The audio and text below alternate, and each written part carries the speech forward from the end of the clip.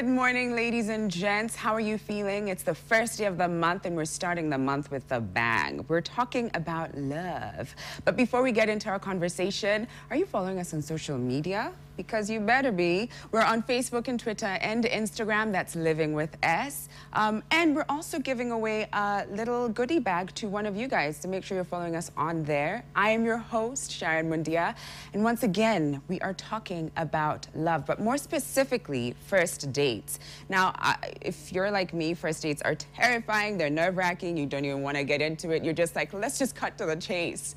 Because you don't know where to move, you don't know how to be and to carry yourself. And it can be full of contradictions, because on the one hand, you want to be your most comfortable self, and you're like, this is me. I'm not even going to brush my hair or like bother much. And you know what? You better like it or leave it. That's the attitude you could take. Or you might want to also present yourself like a lady or a gentleman and sit upright and walk right and open the door. But maybe by date 16, you'll just be like, look, just open the door for yourself. That's really not me. So you're stuck between these two worlds, and it's hard to find the perfect balance or the perfect place, if there is one to begin with.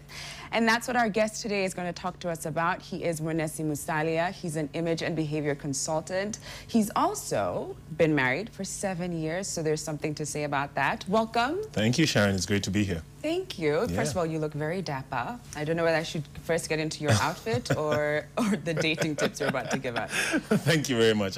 Some people accuse me sometimes. They say that I go to bed in a suit, but that's not true. Oh, really? But I do appreciate good clothes. Thank you very much. Well, it looks like on that paradigm. Oh, thank you. But it looks like on that paradigm, you probably will be the one who's looking the best and carrying yourself a certain way. Well, I guess that's just my thing. And I think this is part of the whole dating scene, is you have to be who you are and be authentic to yourself.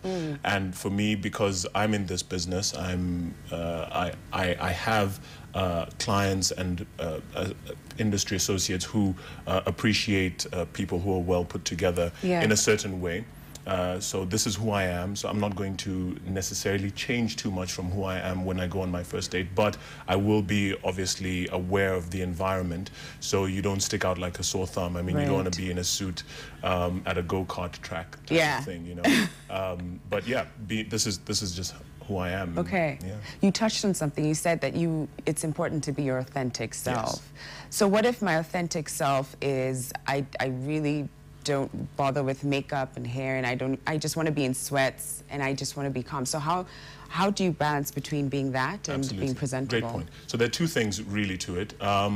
Being your authentic self means being true to yourself, and I like to use this acronym. It's called VITALS, V-I-T-A-L-S. Okay, take notes. VITALS. VITALS, yeah. Okay. V is your values. That is the absolute non-negotiables, the stuff that it's a make or break. These are the things that you absolutely cannot, whether it's religion, whether it's whatever it is that is an absolute non-negotiable for you. That's your values, that's at your core. That's the V. I is interests. What are you interested in? Are you interested in sports? Are you interested in, you know, fashion? Are you whatever you would like to do with yourself and your life? That's what your interests are. T is your temperament. Some of us have short fuses, others have a bit more room to deal with all different types of characters. A is activities. This is the stuff that you actually like to do, and you don't need to be prompted. Some people are into makeup, some people are into shopping, some people are into fine dining, whatever it is, whatever your natural activities are. If you've got kids as well, maybe you'll find yourself doing more and more kids-related stuff. L is likes. And likes are the things that maybe you're not able to do them, but at some point you would like to accomplish them. You have some ambitions. Maybe you want to travel, whatever it is. And S is your strengths. Are you good at certain things naturally? Are you naturally gifted? Do you have a talent? Do you sing? Do you dance? Do you what do you have that comes naturally to you? So all of those things combine to make up your true authentic self. And whatever you're bringing to the dating scene has to have elements of that. Now, what you do with it and how you package yourself is now a slight consideration to the other party, and that again is a question of, am I in this for the long term? Am I just doing this just to check it out? Yeah, to test the waters. And so on. So but vitals, yes, vitals, that's what we're going for now. Absolutely. Now, say for instance you've decided you're ready to date, or you want to get into the dating scene. How do you go about the process of asking someone out? Because that in and of itself is nerve-wracking. Because you don't want the possibility of rejection is there, and you don't want to have to go through it, even though sometimes you know it happens. How do you brace yourself for that? My advice to many people I speak to is get your own party going first. You know, be at peace with yourself. Okay. I was like, what party is that? Get your own party going. Get your own party going first. Try and be at peace with yourself as much as possible. And then I'm a big fan of checklists. I know it sounds very industrial. I was going to ask you about that. Yeah. Okay. I know it sounds very industrial, but if you don't know what you want, I mean, a lot of us know what we don't want. Yeah. Especially women. They know exactly what they don't want. No, for real. Yeah. I'm just speaking from experience. Okay. But when you actually come down to it and you say, so what are you looking for? What do you want? What do you want in a significant other? What are you searching for? And actually list those things down. It doesn't hurt. You don't have to share the list with everybody, but that's your thing. That's your subjective thing, because what's good for me is not good for you, is not good for the next person. Right. So I have to have my subjective criteria of what I would consider a short-term relationship, because maybe I'm not really looking for something serious right now, or something that is long-term, and I want to settle down with this person. Okay. So actually listing those down, and then you know what happens? It's like when you are, let's say you want to buy a particular type of phone. Okay. Once you set your mind on that model, you're going to start seeing it popping up more and more. More and more. Like you'll have driven past this billboard 100 times. Right. And then just because it's in your mind and it's in your psyche, you start to see it. And that's the same thing with your checklist. And you'll start to see the kind of people that you're looking for. But what happens when you're too stuck on the checklist? Or maybe your checklist has things like, he has to be no shorter than 6'3". Right. And he has to have this kind of smile, and his hairline needs to be. So what happens when your checklist doesn't have... And that has to do with your pass mark. Are you comfortable with 50% of the checklist? Are you comfortable with 90% of the checklist? And that again is a question of, where are you taking this thing? What are you looking for at that moment? In that moment that you're trying to date and hook up with someone, what are you looking for? What are you in it for? And your objective is going to be your primary driver when you actually do get to sit down on the opposite end of that dinner table. What are you in it for? Understanding your criteria and knowing what you're in it for will then determine, you know, are you, when you sit across the table, are you bringing your best game? Or are you just, you know, yeah, whatever. Casual. I've got my vitals, so it's cool, you know. You know, you take me as I am. I mean, you're not hitting all the points, so you know, let's see where this goes. But if it's someone that you think, wow, this is really up there in terms of what I'm looking for, then you absolutely will try and invest not just in yourself, but also in being interesting to the other party. I always say that it's better to be interested than interesting. So trying to put yourself in the other person's shoes and seeing what are they looking for. And ask questions. Yeah, absolutely. Right. Yeah. Okay, so now say, for instance, you've asked the person out on a date and they've said, yes, sure. Right. And the next question is, where would you like to go? Where do they go? What are some, you know, places that you would be great to consider, and others that are absolutely no-go zone for a first date? So dating is like a dance, and so in dancing you would, who takes the lead? I think that's the question. Should the man take the lead? Should the woman take the lead?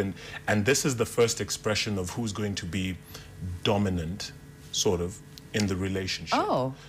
It's an indication, as long as you start ceding control, because decision making is part of a relationship. Okay. If I make certain decisions about where we're going to eat, what we're going to do, how we're going to do it, it's likely that I will be the one to make those decisions going forward in our relationship, and vice versa. If you make decisions on what we're going to eat, etc., etc., it's likely that that's how the relationship is going to pivot. If you are a strong enough personality, then absolutely ask. Obviously, the courteous thing to do is to ask the significant person, what would you like? Right. Try and cede a little bit of control. But then it becomes this, no, please, no, you go ahead. Oh, the no, back you and go forth. ahead. And you it's go ahead, like back and 5 forth, hours right? later, there's no decision. A great way to do it would be to say, and this is only if it looks like there's a possibility of a second date. And this, again, is straight off the bat, is to say, okay, fine. For this one, we'll go with yours. Next time, we'll go with mine.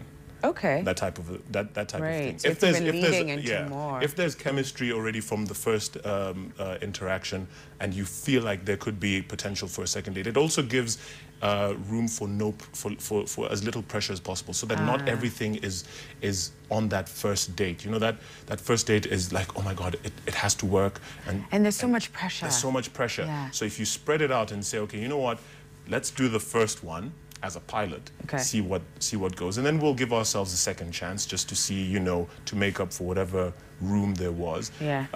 Obviously, if you feel that there's no chemistry, then you're just going to put everything on the first date, and then, end game. You know, thank you. Thank Bye. you. Bye bye. You know, and you're likely going to be the one to determine where you're going to go, what you're going to eat, and what you're going to do, etc. Okay. How do you ease the tension? How do you ease yourself into just being comfortable? Asking questions really is a great way to sort of break the ice, and eye contact as well.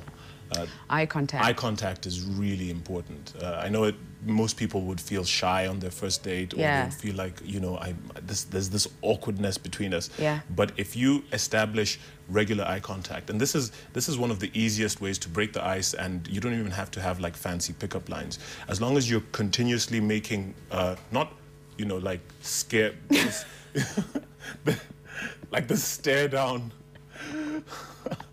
Like I'm staring at you. No, but if that would be creepy. It would be completely creepy. Yeah. But if it's like regular and it's, you know, I keep looking at you, I keep looking at you, that's also a sign of being interested. And if I ask you questions about yourself, what will end up happening is you will find that, because a part of dating is looking for a social contract. And you can only contract, because a contract is offer plus acceptance equals agreement. And you can only contract if whatever you're offering is accepted and there's an understanding. You can't know the terms of acceptance if you don't ask. So you need to be able to ask stuff about, you know, the other person.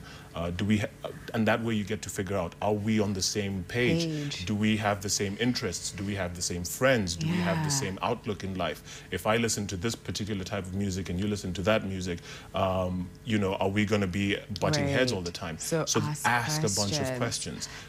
It's a great, by the way, that's a great sales technique. 80% of the time, just ask questions. Just be the one asking. Just be the one asking. Then you don't have to think too much about Absolutely. what to do. And then, you know, then you respond to questions, and then it becomes this back and forth.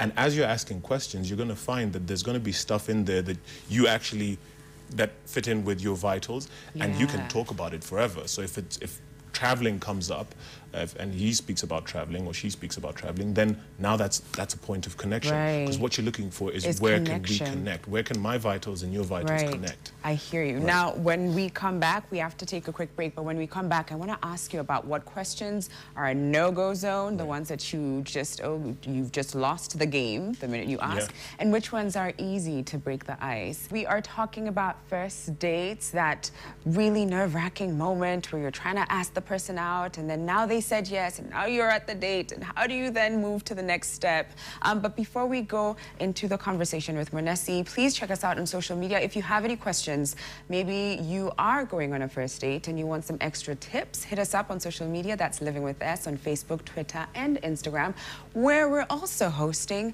a giveaway for you guys. But now, Mwenesi, we were talking about, you know, asking questions, trying to break the ice. Are there some questions that you should steer clear from? Say, for instance, the ex. Should you ever ask about them or bring it up at all? That should be something that the other side should volunteer. You don't want to dwell on the past, because the past is the past. All you've got right now is the present. And anything that fits in with the present and is necessary for the present is what you should focus on. Topics like pregnancy, naturally. How many children I want. You know, this is where I want to live. You know that. How much money are you making? You know, exactly. Yeah. Price of things, cost of things, how much money you're making. Yeah. That should be voluntary. That should be stuff that the other side should volunteer. But you can sort of give clues as to the kind of lifestyle that you like, the kind of person that you're looking for, and it should be subtle, but there should be no pressure to kind of get the other person to like come up expressly with some of those things. So keeping the conversation light around just those things, the vitals. If you can speak to those things and find out, you know, so you know, in terms of the kind of stuff that you find important. Yeah. The typical question that gets asked on most dates is, what kind of girl are you looking for? Or, you know, that's you can go right off the bat and just ask them, what are you looking for? Not straight off the bat, but at some point, you know, once there's a level of comfort, because there are things called spheres of influence. Now, at the right around the edges, there's all the, you know, mundane stuff like hobbies, media, hobbies, where you grew up and stuff like that. And then as you come closer and closer to the individual, you start to become more personal. Like, where did you go to school? Right. Where did you grow up? You know, those sorts of things. Just to sort of pick and see, are there any areas of shared interest. And can you have those conversations on the first date? Are there some conversations that are too heavy? No, absolutely. I mean, this is at the end. This is a social contract. So what you're trying to establish is, is there compatibility here, and are there things that I am looking for subjectively that I like and that I would like to keep seeing in the future? So, you know, and again, if we approach dating just for the sake of this is just a bit of fun and you know, I'm not particularly interested in anything long term, then it really doesn't matter what you talk about. Honestly, you can talk about pop culture, you can talk about whatever's happening on social media at that point in time, politics, and keep it all very shallow and top level. Okay, if you have no real interest in pursuing this person, and they'll pick it up. If you don't ask certain questions that are, for lack of a better word, deep and are closing in on the individual's spheres of influence, if you don't show that you're taking an interest in this person and who they are as a complete human being, then it's obviously a sign that, yeah, you're not particularly interested in anything meaningful or substantial. But as soon as there's a substantial discussion around, okay, so this is who I am, this is my background, this is my family, if that information comes out freely from both sides, then you can see that there's an attempt at forming a more meaningful connection than if you just keep everything at the surface. Right. Yeah. Okay, so I want to take us back a couple of steps. So I'm very interested in fashion. It's one of the things I just enjoy looking at, putting on, getting into. Sure. How do you go about picking the right outfit for both the men and the women who are going on their first dates? Cool. So you know who you are. You've figured out your vitals, and you've tried to find out from this person where they would like to go and what they would like to do. So if the first date is going to be something outdoors, then yeah. Right. Try keep it appropriate. No pencil skirts, high heels. I mean, dress appropriately. It's going to look a bit awkward if you're in high heels in the outdoors. Yeah. If you're doing something more intimate in, like, say, a nice restaurant, or you're going for a movie, and then maybe a lunch later, or whatever it is, your environment should in some way guide your dress code. And on top of that, if the other person does not see that the environment is appropriate and they don't dress appropriately, I don't know for you if that's, I mean, so for those of us who really care about fashion, that's like, dude, you know, what's going on? What's going on? Yeah. But I would say be guided by the environment, and your sense of style is unique to you. Fashion is what everybody's doing. Fashion is it's what's trending at the moment. And if you're very fashion forward, or you're just happy to just kind of go with whatever is in stores right now, then that's up to you. That's a very subjective choice. Yeah. There's some people are very expressive with their style. So if you've got like this mohawk and, you know, tattoos maybe on your face or whatever it is that's going on with you. These are things that someone will pick up, because appearance is half the battle won. So by the time you're asking this person out on a date, or you're having that conversation of a date, there's already a perception that is created in the other person's mind. So the only way to go is up. So by the time you're going on the date, don't create this whole other persona that, you know, is going to be difficult to sustain. Because it has to be something that you can continue doing, you know, on and on. I hear you, because, and that's what I was, you know, alluding to at the beginning. How do you maintain your true self, but still your best self? So it's just trying to figure out that balance. I love what you've said. Try and create the best version of yourself, and that's what you're bringing to the table. Now, if you are playing this for the long game and you want to settle down and marry this person eventually, or whatever it is, there are times when you're not going to look your best. There are times when, look, this is the dating me, and at some point you're going to see me with the real me. The real me. Like, I woke up like this. Literally, I woke up like not this. Not the Beyonce version. Absolutely. Nothing is happening here. And you will get a sense from the other person if switch it up a little bit, you know. If you start to feel comfortable with this person, don't set the bar so high. Too high. Yeah, because make it a gradual, you know, bringing your best self slowly, because then they'll be able to see a range of you, and you don't want to go all the way up, because to sustain that, remember, a social contract is a promise, and if you can't sustain that promise, then you come off as a fraud, and no one wants to deal with a fraud. Again, if you want to have something meaningful and substantial. If you're just in it for that day, that night, whatever, then, you know, it doesn't matter. You slay all day, do whatever feels comfortable for you at that moment. But if you're looking to gradually move this along, then make it something that you can sustain. If that's if suits is your thing, then keep up with the suits. But I hear you, and it almost feels like every day or every date will be like unpacking a new surprise, a new layer to the person. And what that does to the other person is it makes them feel like, wow, I'm actually making the right decision here. There's more to this, and I'm, you know, it increases the sense of comfort in the relationship. Now, there is that one point in the date where things get a little awkward, and that's when the bill comes and it's placed on the table. And there's huge debate on, no, the man should always pay. It's always the man's responsibility. And then some people think, actually, no, you should go halfsies, you should go Dutch, split the bill. And then some are of the school of thought that the person who asked the other person on the date should be the one to pay. So if it's the lady who asked the gentleman out, you should be the one to meet the bill. So that's great. How do we do it? That's great. At a basic etiquette level, the host pays. Whoever has invited this person over on the date, whoever has suggested the restaurant, whoever has suggested wherever it is, whoever is hosting you is in charge of hosting you. And part of hosting you is making you feel comfortable, and that means taking care of everything, including the bill. When you say everything, does that mean even picking them up?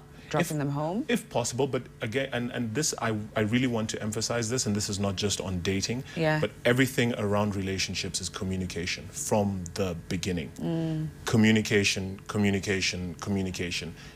Don't feel like you can't speak about anything.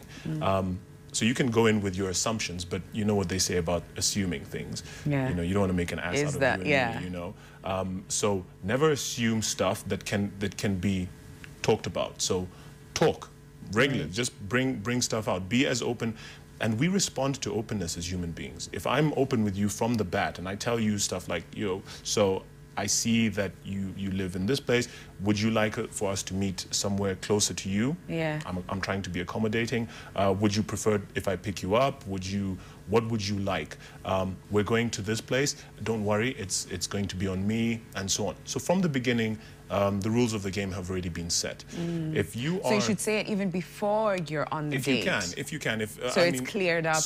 Certain personalities are not that way inclined, and so everybody will just be quiet. But I really encourage people to talk as often as possible. Because it's so awkward, though, the money bit. The money bit. And you see, even going into the relationship, if you do establish something long-term with this person, you're going to have those conversations anyway. Yeah. I mean, the paying the bill is just the beginning of paying for other things, whether it's rent, school fees, whatever it is that's going to come up in the future. Okay, so you're saying that if you pay the bill now, you're... No, just have the conversation. Okay. All right, to have the conversation. To have the conversation. Not that if you pay the first bill, you're paying all the bills. No, okay. not at all. I'm of the old school that chivalry is not dead, and so a man should endeavor to, as much as possible, be the host. You know, if that is something that is beyond the man at that point, and it was suggested that you go to a restaurant that is beyond his means. Oh yeah, that's tricky, huh? It is very tricky. Because the man could have been the one who asked you out on a date. Absolutely. And then you say, oh great, yeah, can we go to, you know, restaurant X, which is the most expensive restaurant in the city, and he's like, oh. And I encourage men. I encourage men as much as possible to just be open and say, that's a little bit steep for me, but let's go. So you can actually just be like, that's steep. That's steep. Why is the money conversation so sensitive? I'm working on getting there. You know, and now we're getting into the whole relationship aspect because ambition is something that's. I think it's an attractive quality, and if you can show, because you know we've started. There are a lot of couples and people who have started from nothing, and there are couples who there was maybe a mismatch in finances from the beginning or whatever. But I know that if you are open about your financial position from the beginning, what it does is it cuts out any unnecessary awkwardness going forward, because if this person really wants to see what's possible in this date, then they'll be like, okay, cool, let's do this, and show me that you have ambition. Show me that, you know, I can't take you to this place right now. I'm working on it. I would love to spoil you and, you know, fly you in hot air balloons and take you all over the place. Yeah. But at this point in time, this is what's possible. Would you consider this? And if not, then, you know, maybe you're saving yourself from, you know, if you're just gonna fake it till you make it, and you're not particularly interested in going long term, and again, what are you in it for? What are you trying to accomplish with this person? Are you trying to do something long term? And honesty is, again, a very useful thing. And there's beauty in truth. Huge. There's beauty in truth. There's no shame in the game. Absolutely, no shame in the game. Just keep it real and say, look, this is where I am. This is what I'm trying to do to accomplish and earn. And eventually we'll get there. We'll get there. Or I'll get there for sure. So I'll get there. And that's why I said, chin up. That's why I said from the beginning, get your own party going first. Be at peace with yourself, because whoever you're inviting into this circle, into this space, has to be, you know, fit in with that. Yeah, we can't be pivoting to suit other people's needs. But again, We left you with a quick fact that I want to go back to real quick, and that is men will decide within the first 15 minutes whether they want to go on a second date. Women are more patient, taking the first hour to decide. Why 15 minutes? Even less, I would say. Are you kidding me? Yeah, even less. I almost want to storm off. Like, no, I refuse to be judged within the first 5 minutes. Even less. Why? Okay, why is it different for men and women? Men have this way of compartmentalizing things. So you can put everything in a box. Okay. And you can categorize and put everything where it needs to fit. So as the date is progressing, within the first 5-10 minutes, a man is doing a quick, you know, the gears are working. And this is the other reason why we're very one-track minded. A man can focus on maximum 2 to 3 things, and a woman has a huge range of different things at play. Her emotions can be spread out along different things, but when a man is focused on one thing, that's why we play sports. That's why we hunt. It's one thing. It's like, I'm focused on you now, so I'm focused. What am I going to accomplish? Okay, yes, no, we're moving on to the next box. So it's that compartmentalization. But Mwenesi, it's 15 minutes, and you know, maybe this is a 25-year-old woman or a 35-year-old woman. You come with decades of experience, of soul, of life. And 15 minutes? And that's why I really encourage questions Make it a proper Q&A. So you better ask the right questions in those 15 minutes. Better ask the right questions. But it is how it is. We're just wired differently, and so because men are, it's like when a man and a woman come home from work or whatever, and then they're having this conversation. Yeah. A woman will talk. She's not looking for solutions. She's just saying what's on her mind. Releasing. Just releasing. But a man, if he hears it, he's thinking, okay, what do we need to do? Do we need to fix it? What are you looking for? Because as soon as something is here, I need to quickly put it in its box and deal with it in its box. Does it need to be fixed? Do I need to do something? What action needs to be taken here? Right. Yeah. But I don't know. I just feel, I feel the pressure for the lady who's watching this and feeling like they've got 15 minutes to impress someone that they really like and to hopefully be asked out on a second date.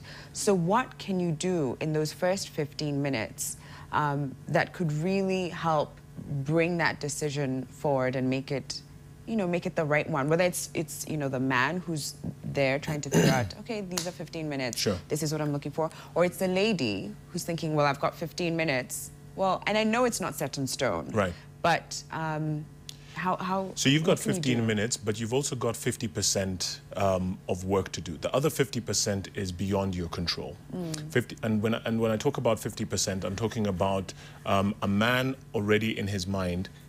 We have better handle of our checklists than women do.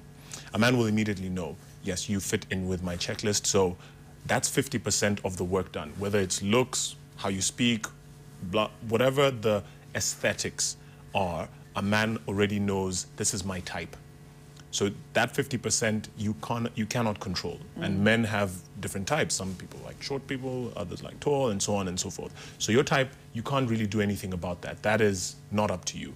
What you can control is the other 50%, and that has to do with speaking to his needs. If this is, again, someone that you really can see yourself with and you really want to go on a second and a third and eventually do whatever, then there needs to be a possibility of finding out if your 50% is good enough. Am I the type that you're looking for? Right. And then what gets you going? What are you into? Is there stuff that you like? Are you particular about certain things, and so on and so forth? And if you can speak to those needs, because again, maybe and men, unless you get it out of them, they'll reply with one word or one line answers. But to be able to stimulate a conversation, there has to be that. Don't ask a question that will be a yes or no.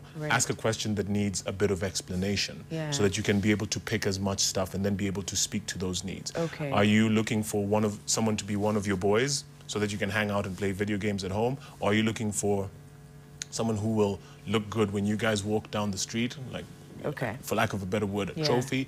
Are you looking for someone to come and cook and clean for you? What are you looking for? And, you know, determining that is something that you can do within the first 15 minutes. If you can, okay. You know. I just feel like 15 minutes is nothing. It's in a the nothing. Bigger scheme but I mean, of things. look, that's just 15 minutes. And imagine, married 40 years, but 15 minutes. In 15 those minutes. 15 minutes, you'll know. Yeah, no, I mean, with my wife, I knew within the first, like, 5 minutes. Oh, bless. Yeah. And look at you guys, 7 years Yeah, and I was later. like, all right, well, okay. Beautiful. Done. The rest is logistics. We'll figure this out. Okay, so now say those 15 minutes are over, or for the ladies, the 1 hour is over, and you start to think, actually, you know what? No. No. How can you give yourself permission to leave? And should you even give yourself permission? Exit, yeah. Exit is a very important question. It's always important to help the other side save face. It's the courteous thing to do. Okay. And don't lead someone on. It's not a good look. You just increase chances of resentment. And so, you know, if you as the guy or the girl are not really keen on following this up or pursuing it, then a clean break is often the best. Can you do that at the date? You can do that at the date. How do you do it? So one of the ways to give feedback is this. I like that it's give feedback. It is feedback, really. I know, and Let again, me it give you a sounds quick so report. industrial. Just give me a second. I'm just doing your report right now. I'm just going to give you feedback. It's a quick report on how you've done today. You failed. You have failed. But here are the reasons why, you know. Oh, Jesus, that sounds horrible. An acronym, again, I like putting my things in acronym, vitals, things, you know. But I have this acronym, DESC, D-E-S-C. Describe. D-E-S-C. Yeah, okay. So this is a great date. Thank you so much for bringing me here. Explain what you felt, you know. So I'm already feeling so bad. I know, right? It's horrible. But I mean, if you can give someone a guide, you know, it helps. So explain, say, listen, this has been great, and I feel, you know, you're a great guy. You've got a lot of things going on for you.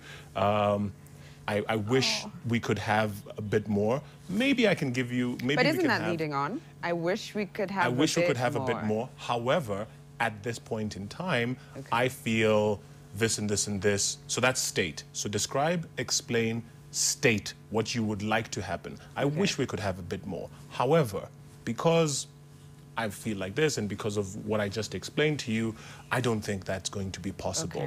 Are you okay with that? Or do you want to try again on the second date if that's something? And if on the second date we still haven't found anything that's working here, then, you know, no hard feelings, it's cool. Because that way, there are no loose ends. People are not feeling, and we love to do that. We leave a lot of things hanging in the air. But if you describe, explain, state, and then close, and say, is that a deal? Are you okay with that? Even if you're not, but I've stated what I've needed to state. Now I'm giving you the opportunity to respond and say, are you okay with it? Do you understand what I'm saying? Etc. And whatever feedback comes from there, then that's it. And that's how you go. Then that way there's the resentment and the continuous pestering and the stalking and all of that crazy stuff that comes after that.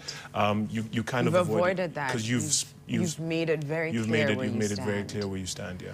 Wow. Okay, beautiful. I didn't ever see that coming. You know, that there's a method to basically leaving. Yeah, I mean, it's not like prescribed, like this is. No, but I love that you've broken it down, yeah. and you've made it. Ultimately you've made it very clear where you stand and how you feel. Right. Now, I remember one time sitting across from someone, and they were explaining that they will often advise people who come to them to do something that may place the person that they're on the date with in some kind of stressful situation. Why? Yeah, because they were of the opinion that you want to see how they respond to stress or to a frustrating moment. So, you know, they even said that maybe, you know, spill something or see how they react when someone brings the wrong food or something like that. But they said specifically it's important to create a stressor. How do you feel about that? Well, it's very closely linked to vitals, and T is temperament. Right. You know, so some people are at peace with very short-tempered people. I know that sounds weird. Maybe they grew up in a home where there was a lot of peace with short-tempered people. Yeah, it does happen. It does happen where, like I said, maybe you've grown up in an environment where everybody had a short fuse. Okay, so you're able to deal with it anyway. So, and from your perspective, if people are not aggressive in addressing certain situations, then it's a sign of weakness, because it does happen where I have grown up in an environment where I respect strength and aggression because that's all I know. And so if something happens and I don't see that you're dealing with it with the necessary aggression, then I will subconsciously I will look at you as being weak. Whereas if I grew up in a more placid environment where things are relaxed and, you know, people let things slide more often than not, if I see you reacting aggressively and trying to deal with the situation with a short temper, then I will look at you as being rash and rude and so on. And so you need to come in with your requirements already set. Dealing with stress is just one of those things. I mean, there are a whole list of other things, but your temperament, your shared temperament is something that you need to have established as early as possible. So I guess maybe that's not a bad idea. Well, but creating it, I don't know. Creating is where I had a problem with it. I felt that it was very deceitful, really. If you're putting someone under unnecessary pressure. But then about a couple years later, because this happened years ago. Sure. And a couple years later, I was speaking to a psychologist, and she was explaining that it's in those first few moments when you're on your date, where you want to pick up on how they respond to stressful situations, and that will prevent you from getting into something that could long term be difficult. So I don't agree with creating the stressor, but I do agree with eyes on the prize, see how they respond to the situation. Sure, and pick up cues. I mean, there's certain things that can be telltale signs that this person is aggressive, or this person is short-tempered, or this person is whatever. And temperament, being able to pick up on temperament, you can ask certain questions, you can say certain things, so that if for example, you ask a question and this person does not agree with it, you don't need to spill something. Just push that disagreement a little bit. See how they react. Ah, right. Right. Okay. Push the disagreement a little bit. Keep disagreeing with them up to a point, just to see how long they will be able to sustain that. Look for facial expression. Now I'm really getting into the tics, the little things. Try and see if you can pick up. Have your basically antennas stay woke, out. Stay woke. Stay woke on the date. Be alert and alive. Especially to if it's certain a long-term. Yeah, if you have if that's what you have in mind, something serious. That's right. Okay. Any last tips that you might have for people going on first dates soon? Relax. You already are who you are. You've already come to this space as who you are. There's a lot going for you. This person has already accepted some of who you are, and that's why they're willing to be in this intimate space with you. So you just relax and have your agenda and your list set. That way you'll be able to steer this date in whatever direction is best suited for you. Yeah, I like that. Relax. And you know what? If it doesn't work out, there's many fish in the sea, right? Thank you so much. Thank you for your tips and the acronyms, which I will make sure to write down after this, just that I know. Desk, okay, break it down like that.